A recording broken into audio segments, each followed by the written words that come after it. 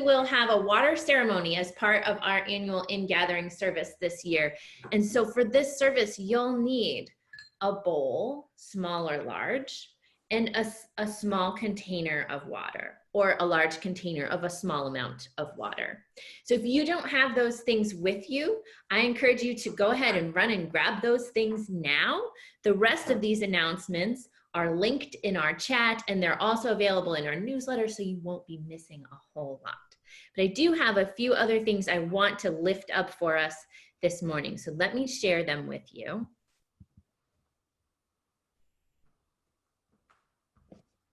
We're ahead of ourselves. The first is that we are engaging in a UUCC common read this fall.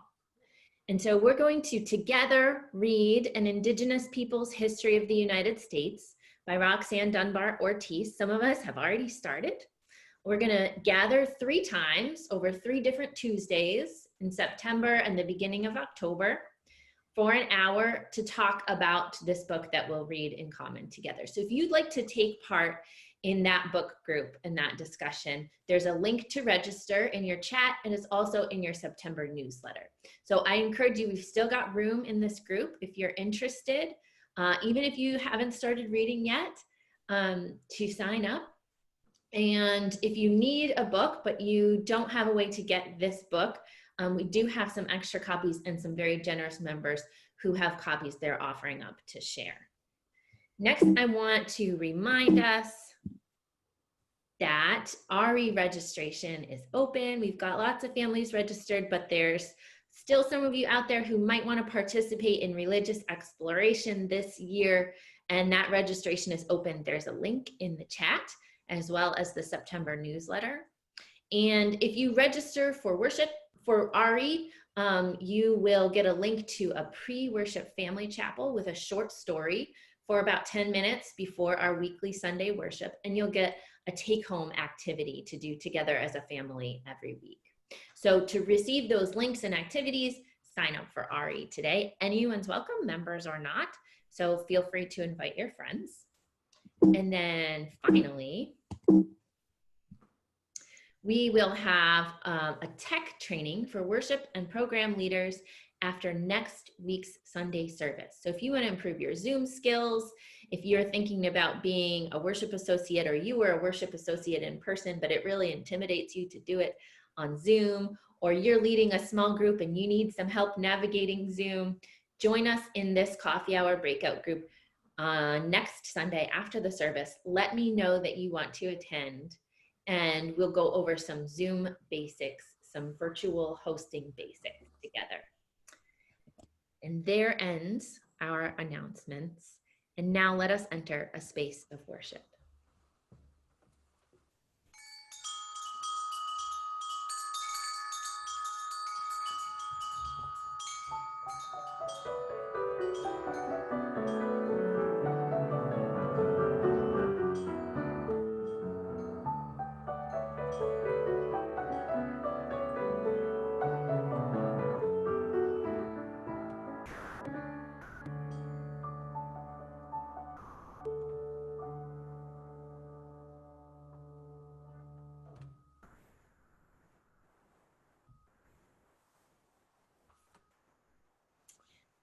So when I was in college, I worked as a nanny. I cared for 2 children. During the summer, I brought them to swimming lessons at the public pool every morning. There were 10 one-week-long sessions of lessons over the summer, and over the course of that summer, the older child who I cared for had worked her way up a level every week. She took the lessons, she passed the test, she went to the next level. And the younger child, Max, he spent 9 weeks at level 1. See, you had to willingly submerge your whole body for 5 seconds to move from level 1 to level 2. And Max just would not do it. He was so eager to achieve the success of completing a level, but he just could not bring himself to face his fear of putting his face in the water. So by the last week of summer, I was at a loss for how to support his ambitions and his water safety skills without pressuring him to do what he was afraid to do. So I talked to my brother about it, remembering that he had a similar fear of being underwater when he was a child. And my brother said, I know just what to do. Bring Max over this afternoon. So we went to visit my brother, and when we arrived, he had a gift for Max. He handed him a cheap, simple pair of goggles from the corner store. These are magic goggles, he said. I used to be afraid to put my face under the water, but when I got these magic goggles, my fear disappeared. Max accepted them with much wonder and excitement. I did not have high hopes. But the next morning at swimming lessons, Max put on the magic goggles, and with utter confidence, he strode into the water and dove under.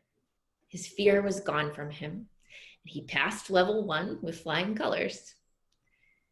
We contain a deep well of courage and power that is sometimes hidden even from ourselves. Friends, I think this is why we come to church. Sometimes the tidal wave of all the pain and pressure and promise of this world seems too much to face. Certainly too much to face alone. But with the care of community and a little sacred imagination, we have the strength to dive in. Let us light our chalices together as we recite our chalice lighting words. We gather this hour as people of faith, with joys and sorrows, gifts and fears. We light this beacon of hope, sign of our quest for truth and meaning, in celebration of the life we share together.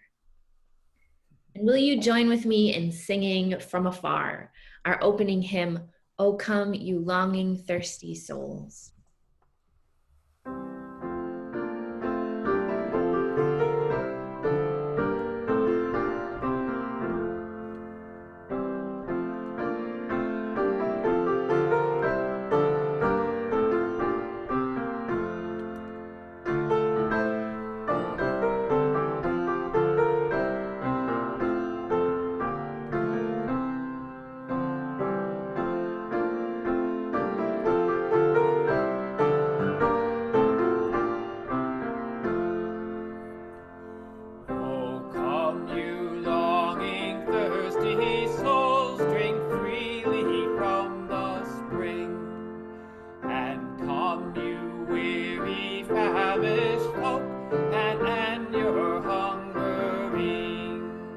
Why spend yourself on empty air? Why not be satisfied?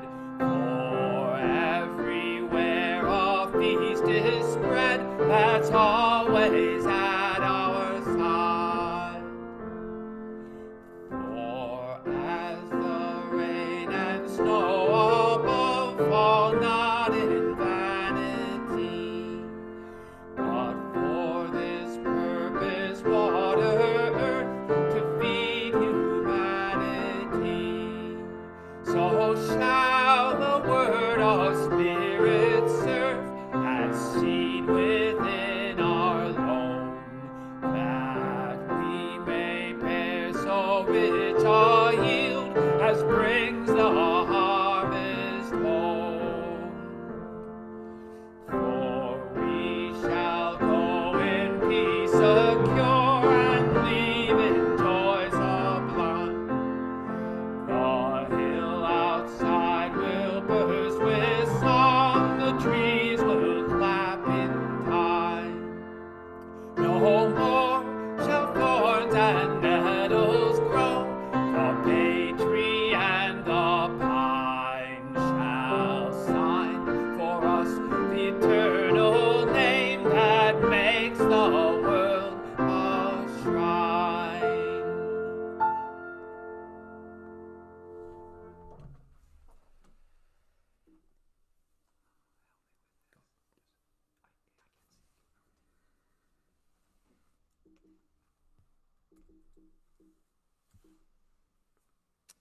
And now it's time for a story. Our first story this morning is a creation story adapted from the book of Genesis. Let me find some pictures for you, just a moment.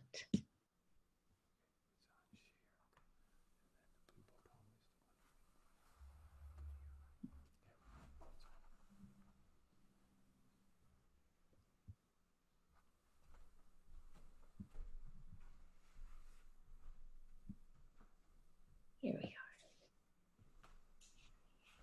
In the beginning, when God created the heavens and the earth was a formless void, and darkness covered the face of the deep, while the Spirit swept over the face of the waters. Then God said, "Let there be light," and there was light.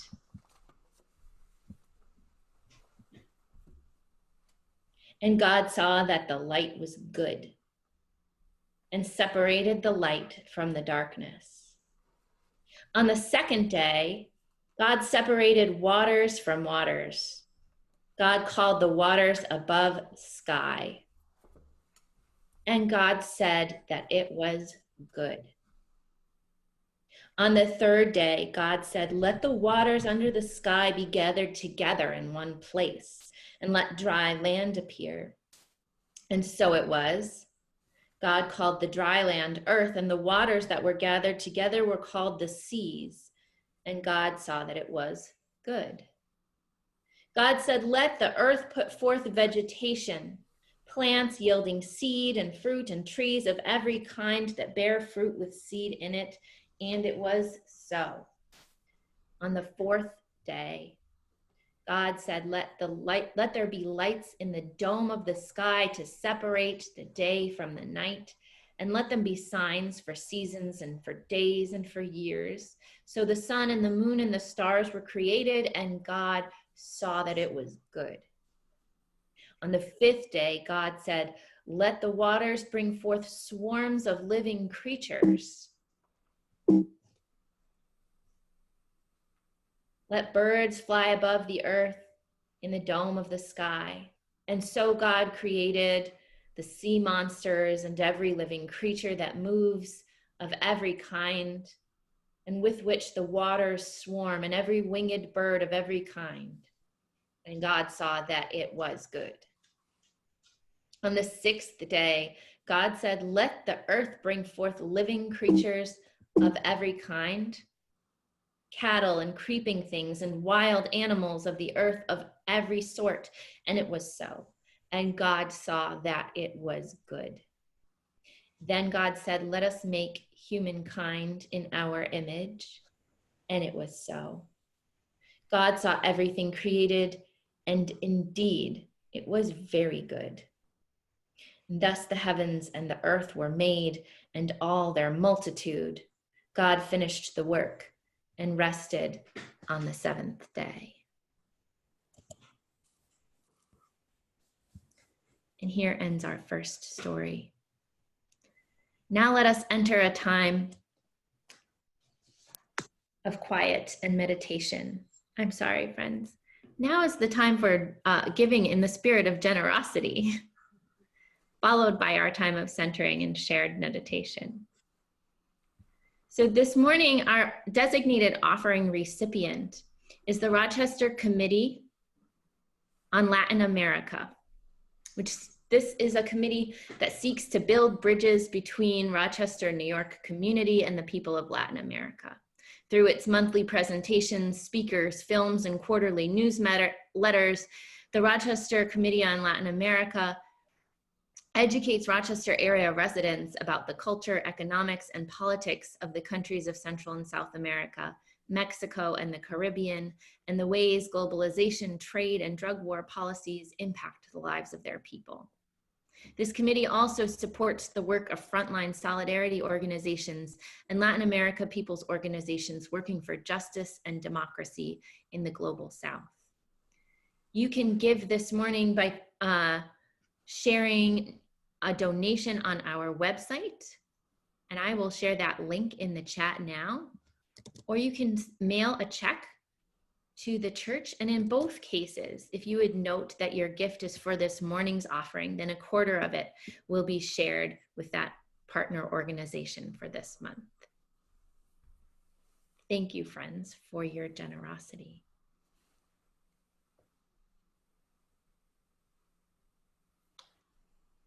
And now I'd like to share with you a second story.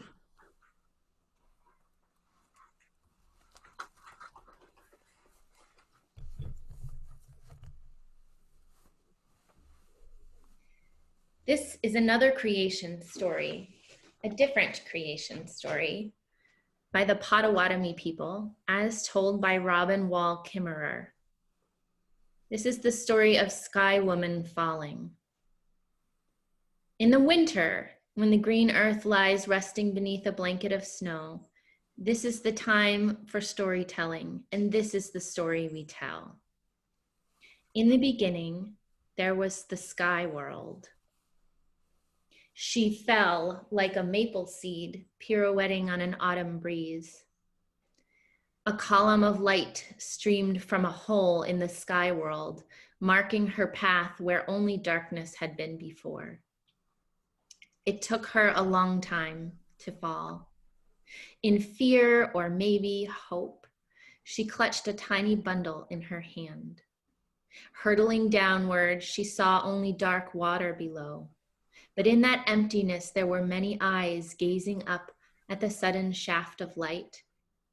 They saw there a small object, a mere dust mote in the beam. As it grew closer, they could see that it was a woman, arms outstretched, long black hair billowing behind as she spiraled toward them. The geese nodded at one another and rose together from the water in a wave of goose music. She felt the beat of their wings as they flew beneath to break her fall. Far from the only home she'd ever known, Sky Woman caught her breath at the warm embrace of soft feathers as they gently carried her downward. And so it began. The geese could not hold the woman above the water for much longer, so they called a council to decide what to do. Resting on their wings, she saw them all gather. Loons, otters, swans, beavers, fish of all kinds. A great turtle floated in their midst and offered his back for her to rest upon. Gratefully, she stepped from the goose wings onto the dome of his shell. The others understood that she needed land for her home and discussed how they might serve her need. The deep divers among them had heard of mud at the bottom of the water and agreed to go find some. Loon dove first, but the distance was too far, and after a long while, he surfaced with nothing to show for his efforts. One by one, the other animals offered to help: otter, beaver, sturgeon, but the depth, the darkness, the pressures were too great, even for the strongest swimmers. They returned gasping for air with their heads ringing. Some did not return at all. Soon, only little Muskrat was left, the weakest diver of all. He volunteered to go, while the others looked on doubtfully. His small legs flailed as he worked his way downward and was gone a very long time. They waited and waited and waited for him to return, fearing the worst for their relative, and before long a stream of bubbles rose with a small, limp body of the muskrat. He had given his life to aid this helpless human. But then the others noticed that his paw was clenched tightly, and when they opened it, there was a small handful of mud. Turtle said, "Put it on my back, and I will hold it." Sky Woman bent and spread the mud with her hands across the shell of the turtle. Moved by the extraordinary gifts of the animals, she sang in thanksgiving and then began to dance, her feet caressing the earth. The land grew and grew as she danced her thanks from the dab of mud on Turtle's back until the whole earth was made, not by Sky Woman alone, but from the alchemy of all the animals' gifts coupled with her deep gratitude. Together, they formed what we know today as Turtle Island, our home. Like any good guest, Sky Woman had not come empty-handed. The bundle was still clutched in her hand. When she toppled from the hole in the sky world, she had reached out to grab onto the tree of life that grew there. In her grasp were branches, fruits, and seeds of all kinds of plants. These she scattered onto the new ground and carefully tended each one until the world turned from brown to green. Sunlight streamed through the hole from the sky world, allowing the seeds to flourish. Wild grasses, trees, flowers, and medicines spread everywhere. And now that the animals too had plenty to eat, many came to live with her on Turtle Island. And this is the end of our story.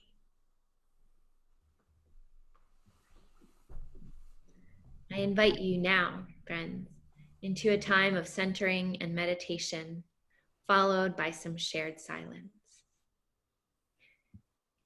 Let's take a deep breath. Get comfortable in your seat. Find some connection to that good earth beneath us that holds us all. Perhaps your eyes fall closed, your shoulders sink low.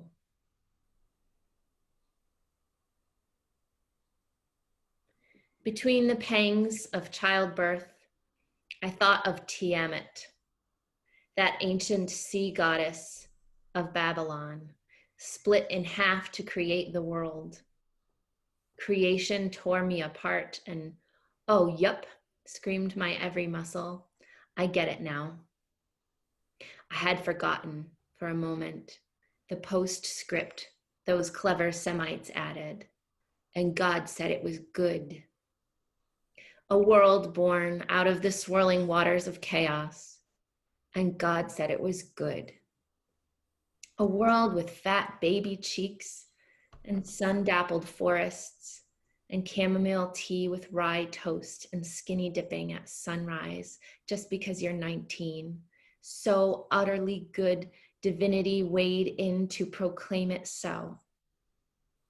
A world with tyrants and genocide, disease and hurricanes, waste and white supremacy, and socks that slip down inside your boot, and pain so bad you think surely it will split you apart. And still, we promise ourselves to whichever God can love even this shit, because with a love like that, pulsing in the waters of the deep, we can be pulled utterly apart and still somehow weep at the goodness of it all.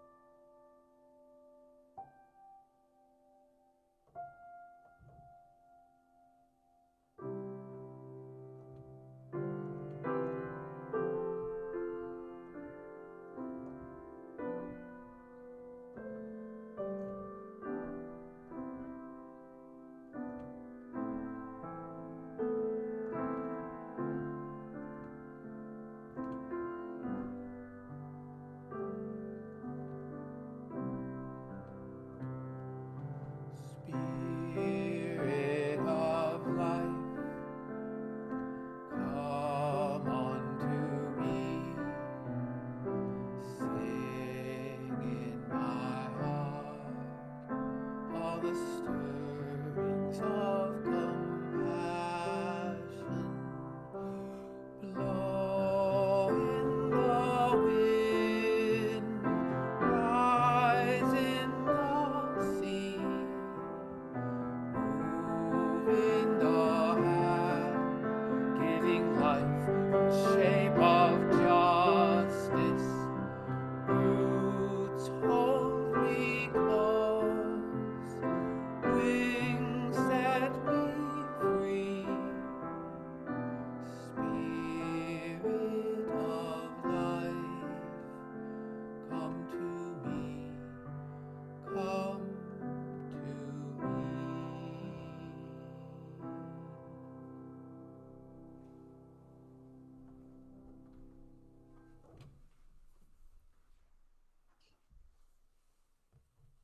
We are here this morning to make a joyful noise.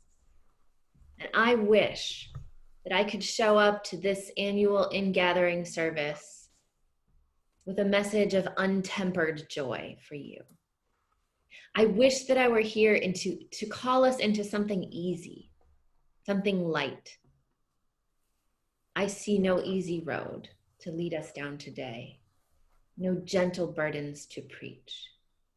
But make no mistake, I absolutely have good news. What would be easy now for most of us is to imagine the deadly pandemic that continues to rage across this country, disproportionately killing our siblings of color, our elders, our friends with disabilities, to imagine that it is not real, that all is well, that ignoring the crisis will diminish it. I'm sorry that that's not the truth. I wish I could make it so. But there is good news today. What would be easy for most of us would be to turn off the news about white supremacist terrorists hunting people in the streets, about the police lynching of a disabled Black man right here in the city where I sit, about the militarized quelling of uprisings for justice. The easy thing would be to convince ourselves this isn't our fight, to imagine that we're, for whatever reason, better off not involved. That is not possible anymore. And I am sorry that our feelings of security and comfort will need to be sacrificed in the name of justice. But I do have good news. The good news of our faith is that justice is possible in our time. The good news of our faith is that every life in this cosmos is interwoven by the threads of a love that leaves nothing out. Our path ahead is difficult, maybe even dangerous. The world we imagine into possibility is to be built out of our own deconstructed sense of self and security. We are promised no order, no control, no certainty. This is a world built out of the swirling waters of chaos. This is a world we arrive at after a riotous plummet from the seeming safety of the world we have known. Now is not the time for embracing comfort and complacency. Now is not the time, as the president of our UUA puts it, for a casual faith. Now is the time, even in our fear and our exhaustion, even when we are stretched so thin, to find the deep wellspring of love and strength within us and to dive in. And the good news, because we cannot forget that there is good news. The good news is that if we are brave enough to dive into the well, we will be caught by a love that leaves nothing out. A love that is the boundless spring underneath all that is. And though from the position of power, the shape of justice looks like chaos, stormy waters, a free fall into the abyss, we find by looking to the deep well of love within each of us that, however frightening, it is good. It is good. And I invite you, friends, to take part in a very different water ritual this morning. So for this part of the service, you'll need a vessel of water, a pitcher or glass or jar, something to pour from, and a container for the water, a vase or a bowl, something to pour into. You can always use your imagination, but don't hesitate to leave your screen for a moment and gather these things if you have them. And now let your gaze fall to your vessel of water.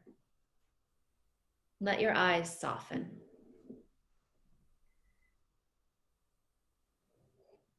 As we do this ritual, I encourage you if you're watching this video, if you're on video with us, to put yourself in gallery view, which is an option up at the very top right of your screen, so that we can all see one another together.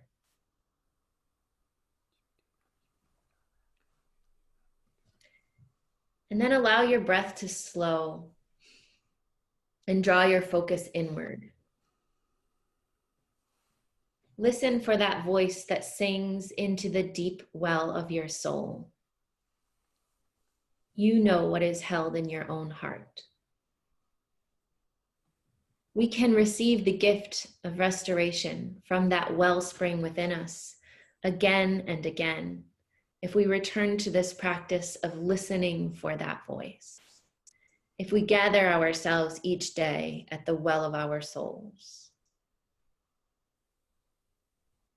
If you listen now and find that your heart is in drought, in need of refreshment and renewal, if the far corners of your soul have gone unwatered for too long, and labor or loneliness or grief has sapped life from the ground of your being, pour some water into your bowl now and feel the nourishment of soft rain in a desert.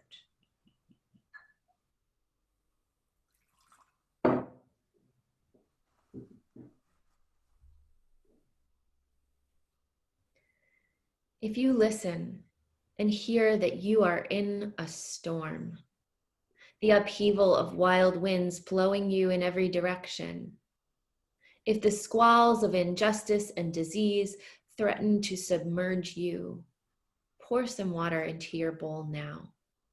Pour and feel some relief from the furor of the storm, some solid ground to cling to.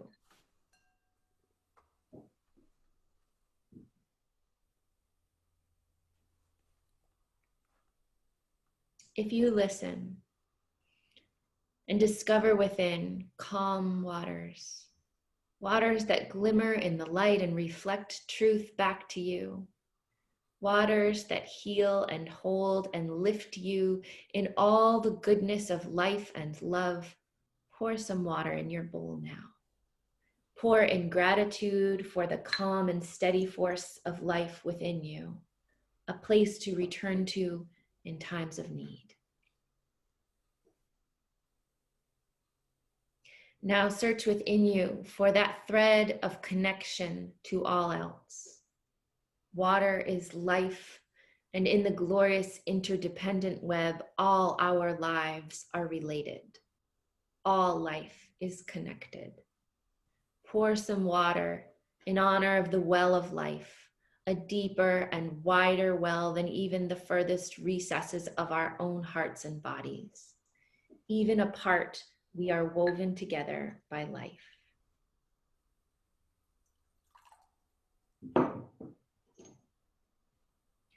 Now, friends, dip your fingers into the bowl you've filled with water. Feel it cool and cleansing on your skin.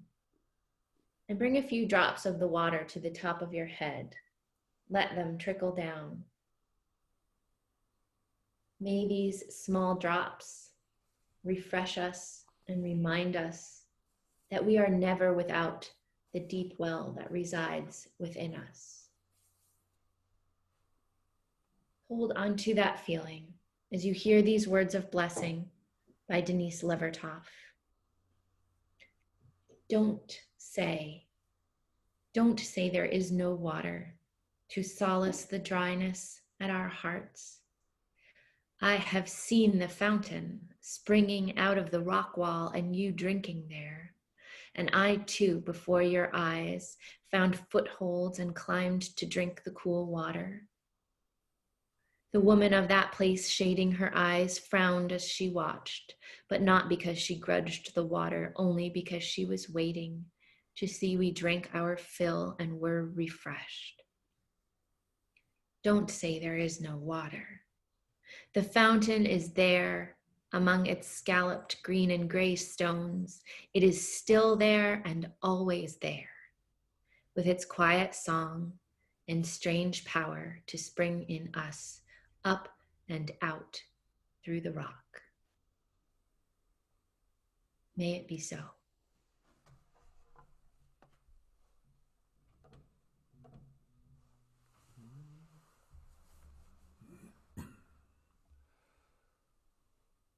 We shall be known by the company we keep, by the ones who circle round to tend these fires.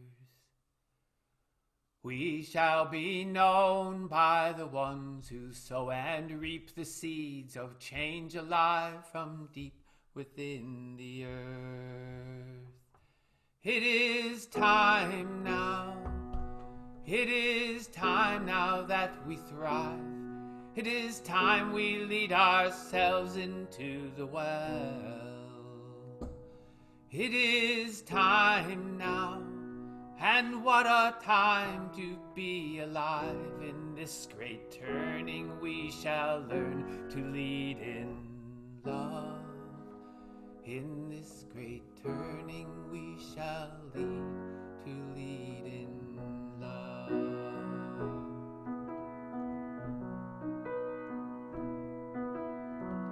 We shall be known by the company we keep, by the ones who circle round to tend these fires. We shall be known by the ones who sow and reap the seeds of change alive from deep within the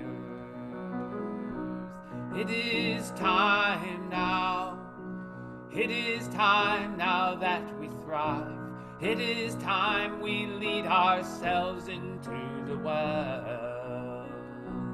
It is time now, and what a time to be alive. In this great turning we shall learn to lead in love. In this great turning we shall learn to lead in love.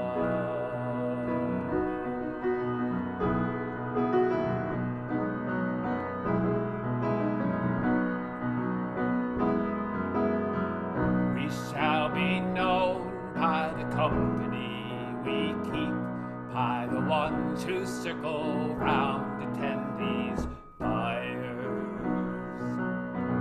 We shall be known by the ones who sow and reap the seeds of change alive from deep within the earth. It is time now. It is time now that we thrive. It is time we lead ourselves into the well. It is time now, and what a time to be alive. In this great turning we shall learn to lead in love. In this great turning we shall learn to lead in love. In this great turning we shall learn to lead in love.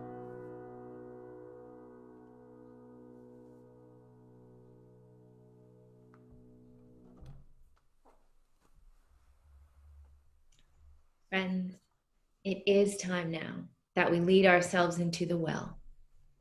In this great turning, may we learn to lead in love.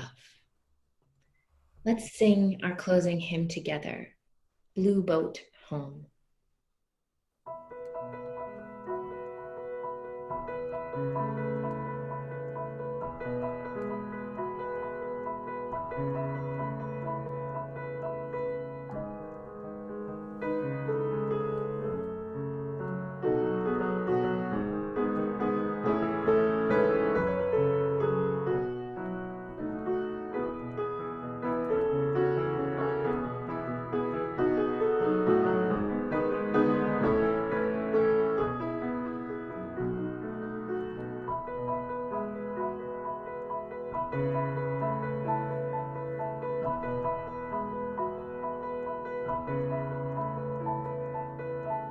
Though below me I feel no motion, standing on these mountains and plains, far away from the rolling ocean, still my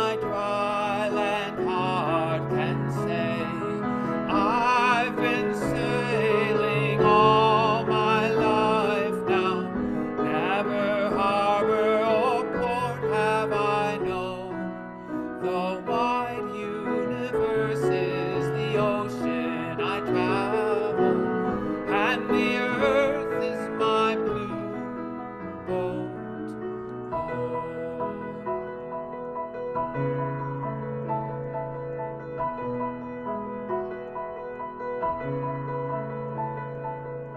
Sun, my sail, and moon, my rudder, as I ply the starry sea, leaning over the edge in wonder, casting questions into the deep, drifting here with my ship's companions, all we kindred pilgrim souls, making our way by the lights of the heavens in our beautiful blue boat home.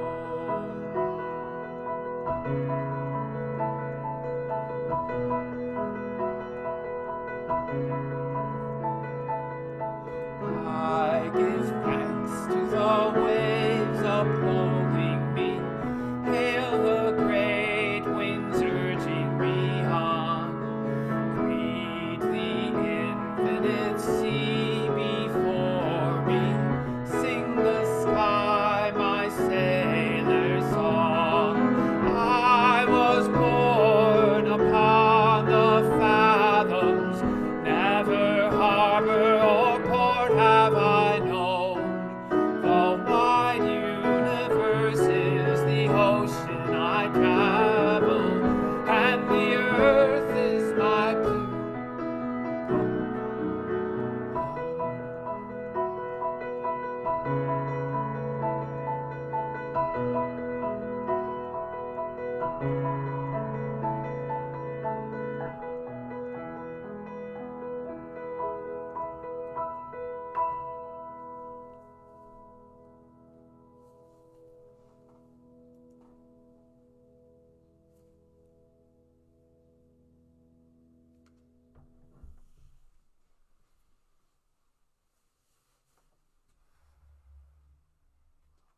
As we extinguish our chalice, I encourage you to put your screen, if you're watching on a screen, in gallery view again, to reach your hands out to the sides as if you're touching the hands of the person in the screen next to you. And we recite our chalice lighting words. We extinguish this flame, but not the light of truth, the warmth of community, or the fire of commitment. These we carry in our hearts until we are together again.